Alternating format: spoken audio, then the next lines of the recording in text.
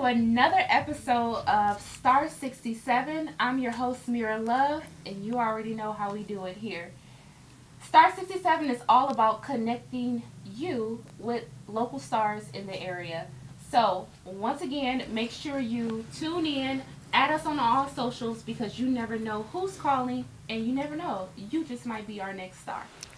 Today, I'm so excited about today, y'all. Today we have a Grammy nominated music, sports, and entertainment executive. When I tell you we do it big on this show, we do it big. And his name is DeBerry. Let's give it up for our guest. Oh, period. So DeBerry, right? Right. We're cool with that? Yeah, for sure. Address him as such. Tell me a little bit about yourself. Who are you? I think I'm a culture integrator. I'm from a small town in Laurinburg. I've taken everything I've experienced in life and really just use it to help people, to create these ecosystems, these infrastructures for the culture, moving us from point A to point B. Oh, wow. And really being integrated. So I've worked across like multiple verticals, like banking and finance, wealth management. Ooh. And really just taking, again, what I've learned in this experience and just giving it back. You know what I'm saying? The more I get, the more I give. Wow. Just already, I don't know you, but just you coming on the set, it's just, you were a very chill kind of person. I felt a lot of, you were humble. It felt very humble, very kind-spirited. Yeah. So I was already excited because I'm like, hold on now, who we got on the show? What are you going to be about? And to me, I feel like I just can't wait to see more about what you have to say or hear about what you have to say and letting people know about who you are as DeBerry, as what we know from social media and maybe some things we don't know about social media. So I'm excited about that. Are you pretty excited? Hold on one second. Absolutely. Can I get this? Yeah, for sure. Hello, Star 67. Okay.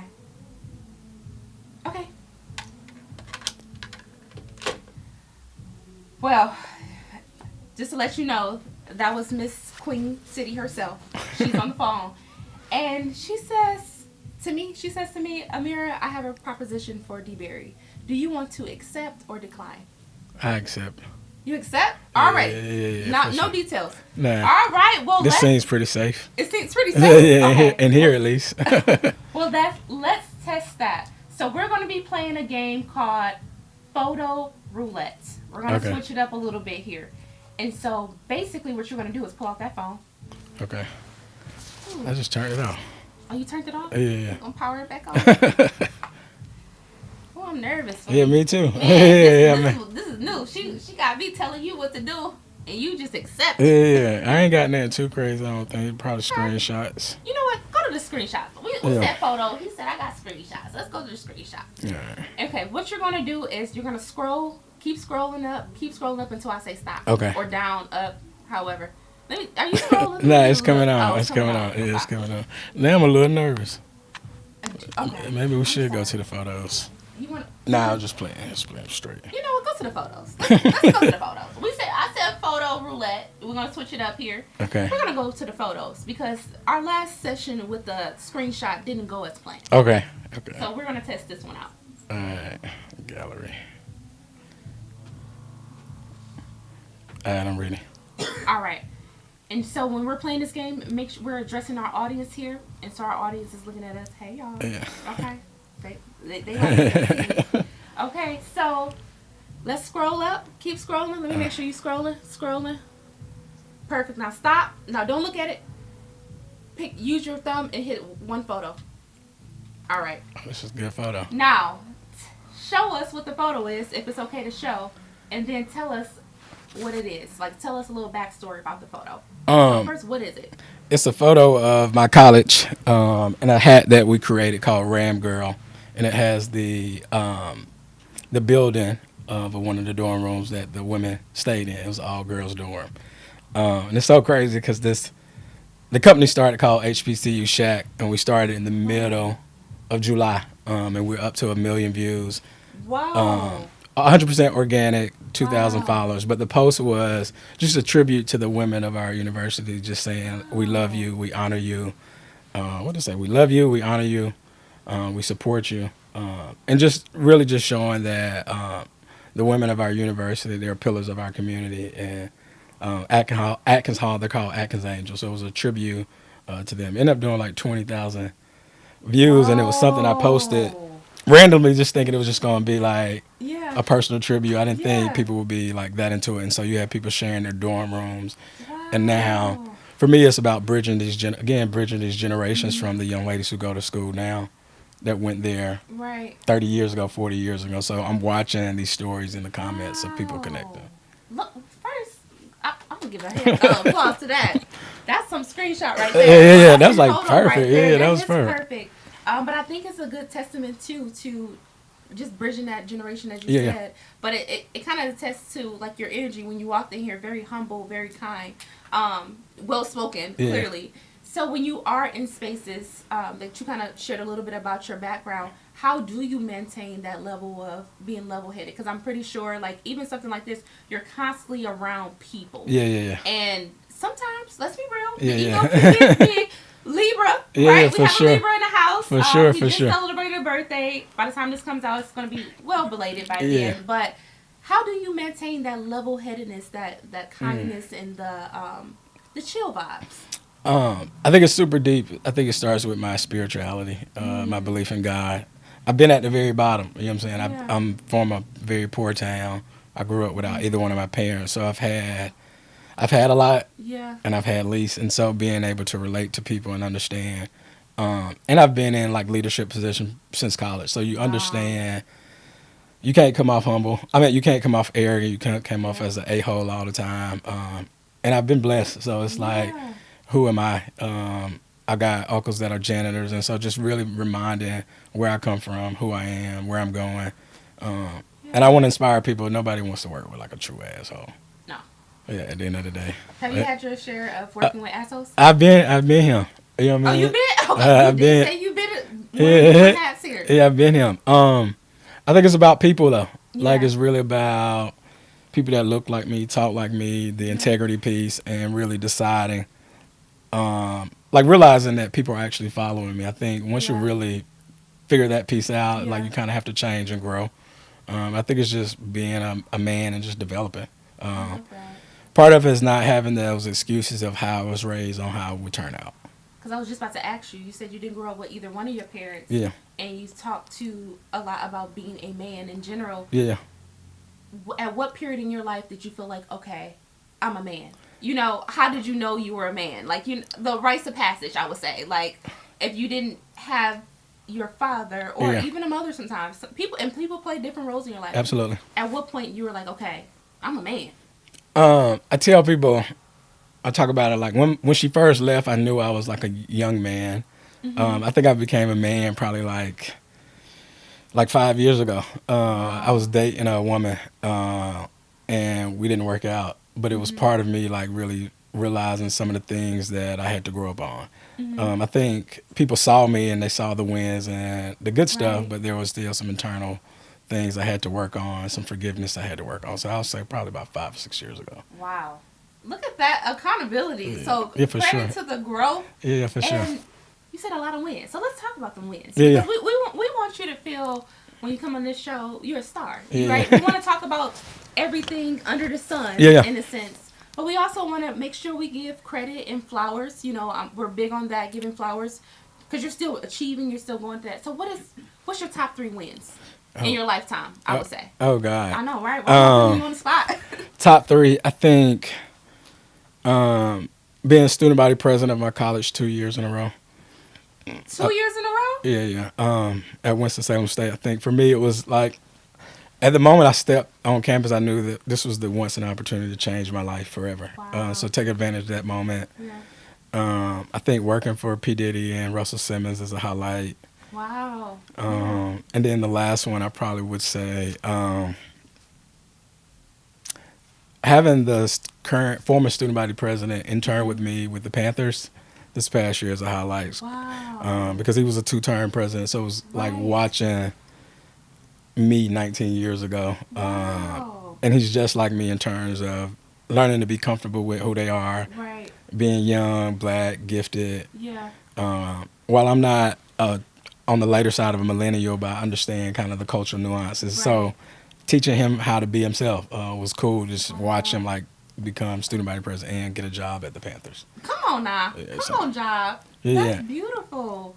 That can be definitely, that's a challenging time too. Even looking back, I'm not a millennial. Well, 97. Yeah, okay. Okay. So, I've Right. been there. I can see a difference between people who are born in the 2000s versus born in the 90s. Ladies, right, yeah. Or such.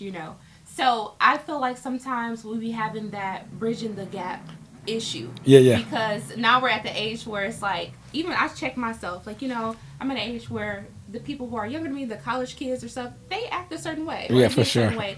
And I always check myself and I say, everybody has their own journey. Yep. Everybody has their own timeline.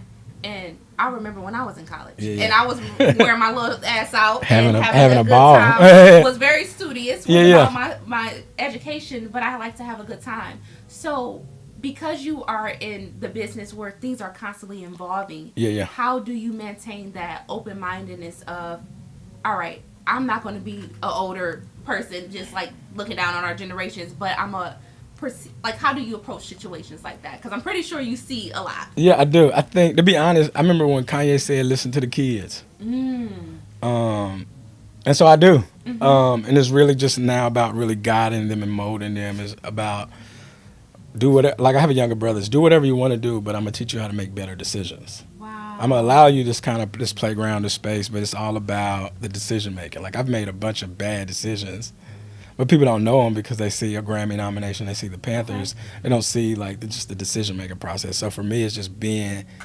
that bridge, because the leader has to be the bridge, the line leader. So for me, it's just like listening and not judging. You know what I'm saying? Again, I've been dirt poor. Wow, yeah. But I've also worked for the Panthers, so to be able to say, Right. be able to have those stories, those nuances of relatability, I don't think you can buy. You know what I'm saying? Yeah. I don't look as old as some of my peers, so it allows me that ability to have these genuine conversations. And people just enjoy talking to me. I'm enjoying it. Yeah. Okay, so I hear you kind of like saying different stories and stuff like that, but we want to hear a story. So Okay.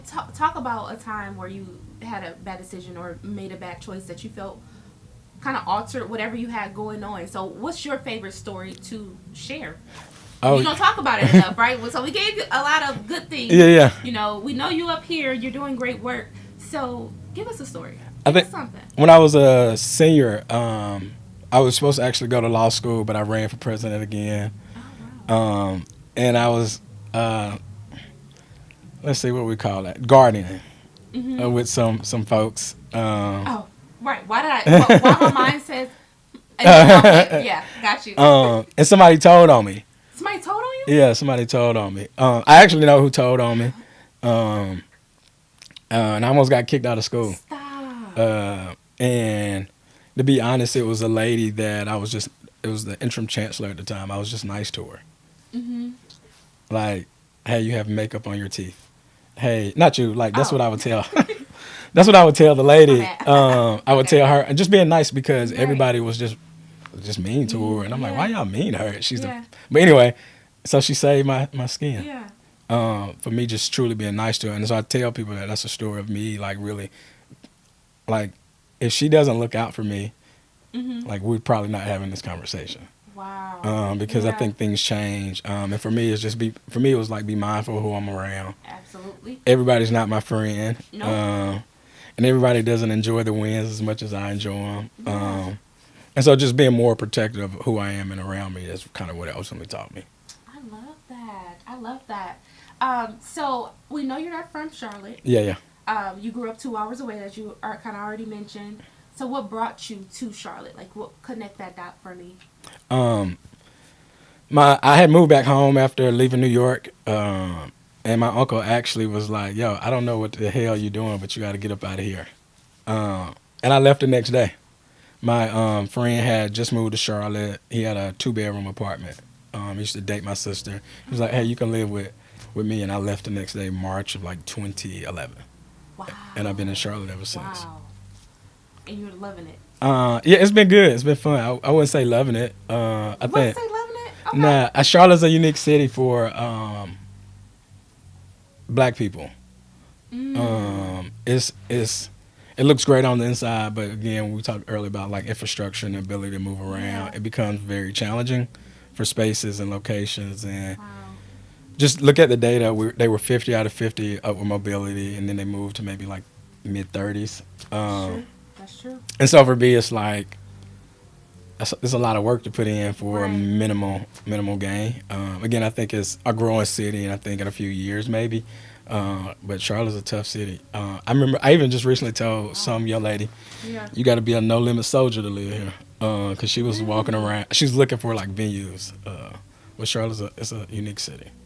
And unique in the form of like, are you saying there's a lot of things that's going on to keep us out? When I say us, or is it more obstacles or challenges? What makes it more like not as designed for black people? I think it's the obstacles and challenges. Okay. A lot of the red tape that you see of like I've been in a lot of incubators. I've been in a lot of programs, and it's like, why y'all teaching me the same stuff over and over that I learned a year ago? So just really trying to navigate those spaces of preparedness in Charlotte. Wow. And what would be the first step in navigating those I think obstacles? particularly for our generation or black people in general, that we don't have to have a leader. Like we all can be the leaders. Right. And we can dominate spaces if we actually collaborate more. Yeah. Like there's been times where I've seen us replicate the same idea across 7 different people and say, hey, how about we just join And to do this together? Yeah. And Brent could see it too. We were even in the tech space doing these events, and next thing I know, everybody's doing them. Like, hey, we could have actually just did these together. got it. You know what's crazy that you said that? What came to my mind as you were speaking is even when we think about the civil rights movement, right? Right. As common as it's talked about a lot, and not just our community, but outside our community, and we have the prominent figures, but people, you know how many people put time and energy Right. to orchestrate one thing, and I think sometimes we do look for a leader, but it wasn't just one leader. Right. It never has been one leader. I Never. think history has a way of, Framing it as this person, and when this person went away, there was a lot of different obstacles in place, but Right. it was never just one leader. Right. That's It was all of us unifying for one cause, for one main cause, and it was a very clear cause. Like we know what we are in this life for. Like you know what I'm saying. So I come from different backgrounds. Yeah. I'm a black woman. Right. I'm gay as hell. I'm married. So I'm hitting all of these different margins. You Right, know? right. And that can be complex, but at the end of the day, I can sum up what we all need. Right. And I'm pretty sure everybody American, we all need one thing. We see what's going on. Right. For sure. So For it's sure. a lot of things going on, and of course, the first community that it always impacts is us. Right. 100%. So how, with everything going on, you're staying level-headed. What's your mental health thing? Like, what you doing? Like, how are you staying okay? This is probably the best I've ever felt mentally in my life. I think for me, it's forgiveness. Yeah. And not holding grudges. I spend a lot of time outside in nature. I have 2 nieces, Okay. Caitlin, and yes. Caitlin and Ryan. And for me, whatever I do, whatever I set my eyes on, it's to really clear a path for them. Got it. And by default, your kids, your nieces, Yeah. your nephews, they're able to walk through the same path. So until I have my own kids, my own family, like that's where like the umph come from, the energy. Why I do this work, because I know that Caitlin and Ryan need a fair the goal is just for them to have a fair opportunity. I love that. Okay, shout out to Caitlin And and then, Ryan. yeah, for sure. Your 2 nieces, right? Yeah, 2 Okay. nieces. Yeah. And so you will be interested in one day having your own. Oh, family? absolutely. Yeah. Well, they're family. I hate saying that. Nah, but They're my family, own, but you're yeah, like your kids, they my have you. kid, yeah. Yes. Okay, Because I they think love Uncle that. rich now. Yeah. You know what? And that's okay. They should think that, so they can keep wanting to progress and Absolutely. get like Uncle. And hell, don't even get like Uncle. Be better than Yeah, him. that's always the goal. If you want to say that. So Dang, y'all busy today. We are busy. Y'all just jump in. 67, how can I help you? Okay. Sure. I'll pass that forward. Thank you. We are busy. Yeah. But not as busy as you. Jump in. You know, we're trying to get like you. So that was Miss Queen calling again. Okay. First, she loved everything you had to say. You know, she's watching us, monitoring everything going on here. But she was like, she felt like you didn't really speak to something. Right. So I have a couple questions that will lead us into our final segment. Okay. Of this talk show. It's been a pleasure so far. Absolutely. Thank you so much. But one question that she wants you to answer, that I'm sure a lot of people want you to answer too, a lot of prospects out here, is, are you single? Yeah, I'm single. Okay. Are you single, willing to mingle? Absolutely. Yeah, I enjoy meeting new women all the time. Yeah, all the time. First, I was not expecting you to say that. But Yeah. because you are single, ready to mingle, always looking for women, we're going to play a game. Okay. And in this game, this is our single segment. We love to not just connect people with opportunities and experiences, but we love to let people know who's on the market, who's wanting to start a family, as we heard, and a lot of wins here with you in general. So we're going to play this final game, and it's going to be called Build Your Dating Profile. Okay. Okay? So whenever you're ready to start, we're going to start. All Got my right. cue card for you. First things first, I want you to look into that camera and give me your sexiest face because it's really your profile picture. That was on time. That was funny. Just give a little smile. Just give a little smile to the camera. All right, we got it. Got that. Now we have the profile picture. Okay. The first question that they want you to fill out is, what is your ideal first date? And make sure you're looking at your girl right here. Your Okay. picture. I think we should go to church. I think that's like the start of just the spiritual part of understanding who we are, how we worship. So I think starting there. I think that's like safe too. Do you have a church home that you currently go to? Nah, I actually been going to Ebenezer the last couple of Sundays. Hey, okay. Well, meet him at Ebenezer Yeah. on Sunday. On Sugar Creek. Off Sugar Creek, Yeah. even better. Inside of Charlotte, we love that. So, what's your ideal candidate? Do you have a income that they have to have or a certain threshold there?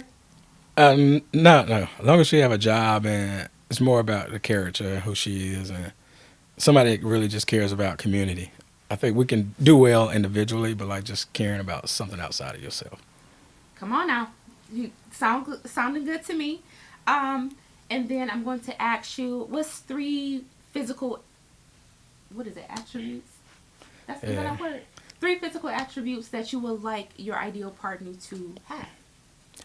I love beautiful women. Just like most of the women I have dated, all been like dark skin or brown skin. So I just like skin tone is. I don't say it's important, but I just love like chocolate women. Okay. Yeah. So you're dating black. Yeah, for Okay. sure. You never know. Yeah, for sure. And the last one, attributes. I think kindness. You know what I'm saying? Like we live in a mean world, and that we can turn on each other at any moment. But like kindness is something inside of you. Yeah, you can't fake that. Yeah, you can't fake kindness. can't fake Yeah. that. And of course, you have to sell yourself a little bit, Mm. other than the interview itself. Right. Yeah. Right. Why should someone date you? Why would someone date you? Because I've grown. Ooh. I think accountability is important. I think sometimes as men we're not used to being accountable. Yeah. And no one truly holds us accountable, even our own friends. But I think for me it was that self accountability. Yeah. And I think now I'm probably ready than I was a year ago. Even 9 months ago, I'm probably more in tune with who I am, what makes me tick, what I'm actually motivated by. And I think the last thing is just security for a woman. I think everyone wants to feel secure. And I think sometimes what is it called when, not men, just not safety. What is it? When our bodies are, what is it called when your bodies, I'm trying here. I forgot what, I just said it too, I was just talking about, but when your body's survival mode. Oh, survival mode, okay. I think for me it was almost 40 years of survival mode. And so to really recognize and understand how to come out of that is where I'm at now. So. Ooh, and you would prefer someone that knows how to bring out that you don't have to be in survival mode here. Right, right. You know? It's like safety, calmness. Yeah. Yeah. I love that. Yeah. Okay, well, you have his dating card. So if you are also single, emphasis on the single, and ready to mingle, DeBerry here kind of spelled it out for you of Yeah, what for he's sure. looking for. And yeah, we always want people to know who DMs they can slide into and who you can't slide. Let's be respectable here. But I really thank you for coming Thank you so on much. I really enjoyed the it. show and learning more about you and the work you're doing. Of course, you told us about everything you've done so far. Is there any upcoming events or anything that you're a part of that we should be known that you want to know? Yeah. On December 13th, we're going to be at Penthouse for the Giving Step. It's our holiday shoe drive. We're partnering with local HBCU teachers to figure out the students in their class that need, just like back to school. Yes. So because we're partnering with one of our liquor brands to help just kind of have a little day party, but in the name of service. Come on now. Yeah. You blending good work with a good time. Yeah, we got to. I love that. I enjoy making people have a good time. I love that. So December 13th? Yep. At Penthouse? Yep, on Central Avenue. On Central Avenue, which is a beautiful location, Yeah. by the way. Every time I go to Penthouse, I love the vibe. Yeah. They're my folks over there. Yes, that's going to be very exciting. So, Yeah. of course, we'll check that out. We'll tag the information out as well. Is there any lasting remarks or anything that you want to say? No, just self-discovery processes for everybody. Like, just figure out who you are in this world we're in now. I think individuality will come out more just figuring out who you are is really important. I'm going to receive that. Thank you so much for your For sure. time. It was a pleasure. It was a pleasure. And don't go anywhere. Make sure you guys tune in to all of our socials. And also follow DeBerry as well on his journey. He's on social media. His information will be linked below. And be sure to look out for our new episode that will come up whenever it drops. Because until then, star 67, you never know who's calling. So make sure you're there to answer the call because you never know what star we're going to have on. Thank you.